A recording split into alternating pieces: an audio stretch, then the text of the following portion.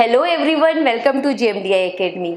आज हम बात कर रहे हैं IMECT 2023 की। जैसा कि आपको पता है कि IMECT 2023 की डेट आ चुकी है which is 10th of June. तो अब सारे बच्चों के दिमाग में एक क्वेश्चन आ रहा होगा कि अब हमें क्या पढ़ना है, कैसे पढ़ना है, इसका सिलेबस क्या है, इसका पैटर्न क्या है, क्योंकि बहुत से बच्चों को ये नहीं पता होता कि एग्जाम किस चीज़ के लिए है या इसका पैटर्न क्या होता है। तो आज मैं आपको बताना चाहती हूँ कि IMECT का जो पैटर्न होता है वो प्योरली आपका बेस्ड होता है 11th और 12th क्लास के सिलेबस पर।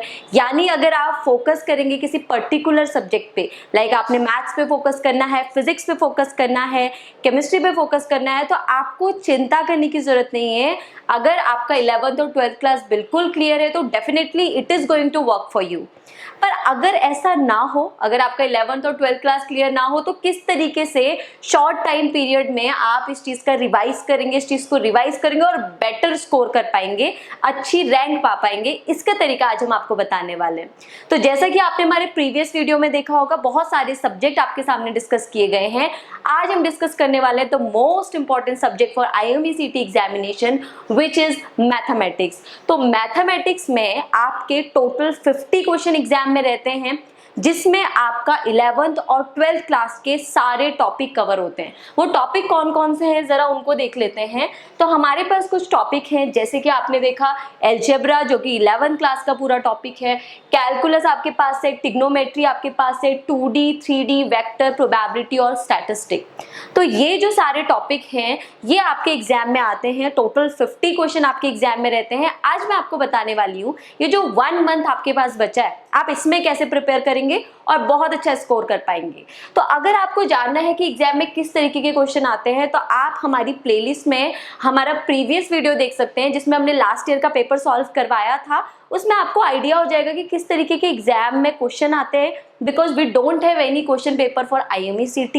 कोई प्रीवियस ईयर का पेपर नहीं होता, तो आपको हमारी वीडियो देखना जरूरी है। आपको पूरा आइडिया मिलेगा कि किस तरीके के क्वेश्चन एग्जाम में आते हैं।